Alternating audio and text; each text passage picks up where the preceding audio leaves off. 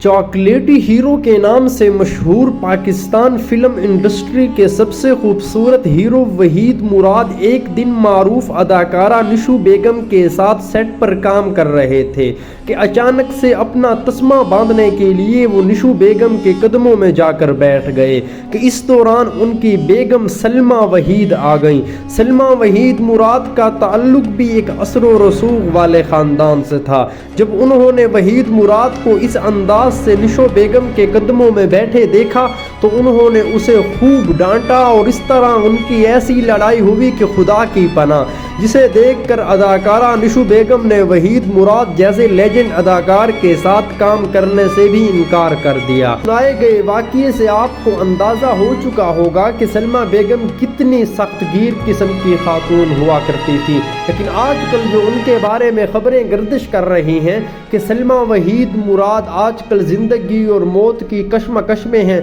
कौन सा वो सानहा था जिसने इन्हें इस मकाम पर पहुंचाया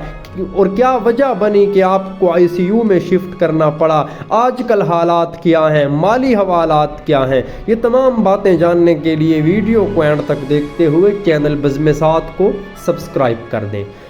चॉकलेटी हीरो के नाम से वो मशहूर था। जब वो अपनी नाज अदाओं भरे अंदाज में आता तो छा जाता। फिल्में उसकी कामयाबी के गुण गाती थीं, लोग उसके मोहब्बत करने वाले थे और जो भी उसे देखता वो उसे देखता ही रह जाता और जो भी उसके पास आता बस वो उसी का ही होकर रह जाता। ये बातें किसी और की नहीं बल्कि मैं पाकिस्तान फिल्म इंडस्ट्री के सबसे मारूफ तरीन और चॉकलेटी हीरो वहीद मुराद के बारे में करने जा रहा हूँ। वहीद मुराद जिनके बारे में कहा जाता था कि जिस फिल्म में वहीद मुराद होगा वो फिल्म कुछ इस कदर कामयाब होगी कि उसकी मिसाल नहीं मिलती थी, और यकीनन ऐसा ही हुआ करता था। सैकड़ों फिल्में आपकी सुपरहिट हुई और इस पर आपके जो किरदार थे, लोग आपका मखसूस अंदाज में हेयर स्टाइल देखते तो जब वो ये हेयर स्टाइल देखते तो बेसाख्ता देखते ही रह जाते और वहीद मुराद की मोहब्बत में गिरफ्तार होते। बहुत से लड़के जिनके वहीद मुराद रोल मॉडल थे, बहुत सी लड़कियां जो वहीद मुराद से मोहब्बत करती थी, लेकिन किस्मत की होनी तो होकर रहती है।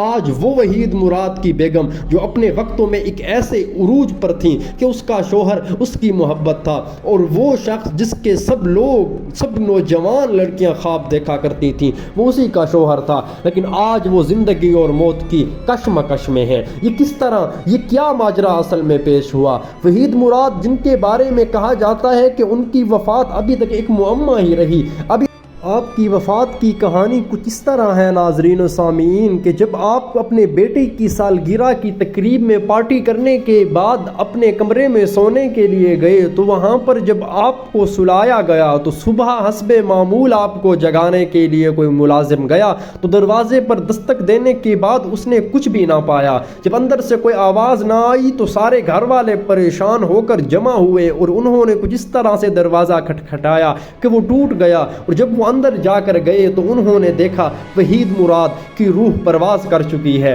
और वो इस जहान खराब को अलविदा कहकर किसी और दुनिया में चले गए हैं। लेकिन उसी के बाद उसके साथ एक पान पड़ा था। अब मुख्तलिफ लोग कहते हैं कि उस पान में जहर था, अब उसे ये जहर दिया गया या उसने ये जहर लेने की कोशिश की, ये एक मुअम्मा है और ये एक ऐसा राज है जो सिर्फ वहीद मुराद की फैमिली जानती है। लेकिन वहीद मुराद की फैमिली ने इसे सीग़े राज में रखा है और इसे अभी तक आश्कार नहीं किया, न जाने इसमें क्या हिकमत अमली थी। लेकिन उसी के बाद जब आपकी वफात हुई तो एक हंसते बसते घर को यूं कहें किसी की नजर सी लग गई। वो घर जो हर वक्त बसा करता था, वहीद मुराद के वालिद ने जो अपना एक स्टूडियो कायम किया था, उसी में लोग जोक दर जोक आते, अदाकार और अदाकाराएं आती और सलमा बेगम उनकी खातिर मदारत किया करती। सलमा बेगम पर भी इसी हादसात ने मुख्तलिफ असर अंदाज किए। उसी में कुछ इस तरह से थे कि जब आपकी जिंदगी का साथी, आपके जीवन का साथी, आपकी वजह दुनिया जब इस दुनिया से चला जाए तो फिर यकीनन दुख और मुश्किलात तो होती हैं, और शख्स भी वो हो जिससे आप भी बेपनाह मोहब्बत करती हो,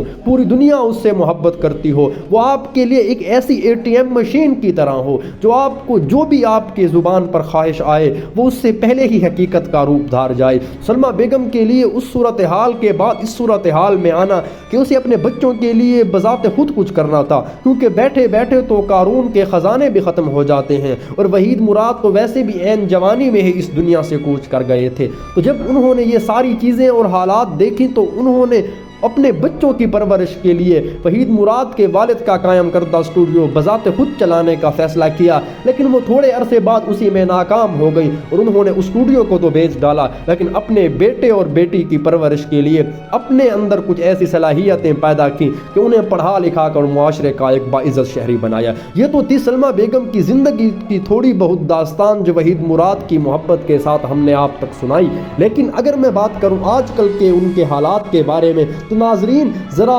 سینے پر ہاتھ رکھ کر سنیے گا یہ تمام باتیں کہ وحید مراد کی بیگم سلمیٰ مراد جنہیں محبت سے وہ سلمیٰ بیگم کہا کرتے تھے، وہ آج کل ایک ایسے مرض میں مبتلا ہے کہ جو مختلف لوگوں کو ہوتا ہے لیکن اسی میں جان بچنے کے چانسز بہت کم ہوتے ہیں۔ وحید مراد کی بیگم اسلام آباد کے ایک بہت بڑے ہاسپٹل میں زیر علاج ہے۔ بچوں کے پاس وہ تھوڑے عرصے کے لیے بیرون ملک بھی جاتی رہی کیونکہ آپ لوگوں کی فیملی بیرون ملک بالخصوص کینیڈا میں آباد ہے اور یہ بہت پہلے سے آباد ہے، لیکن ابھی آج کل آپ کا علاج پاکستان کے ایک شہر اسلام آباد میں ہو رہا ہے۔ وہاں پر آپ کی بیماری کیا ہے؟ آپ کی بیماری آپ کو یہی لاحق ہے کہ آپ مختلف چیزیں نہیں کھا سکتی، آپ جو بھی کھاتے ہیں وہ بالکل آپ کو لگتا نہیں ہے کیونکہ عمر کا بھی تقاضا ہے۔ بڑھاپا بذات خود بھی ایک بہت بڑی بیماری ہے، لیکن اسی کے ساتھ ساتھ لیجنڈ وحید مراد کی بیگم کے بارے میں بات کرتا چلوں کہ فائنانشلی کیا صورتحال ہے تو اللہ کے فضل و کرم سے وحید مراد کیونکہ بھلے ہی ایک عیاش طبیعت انسان تھا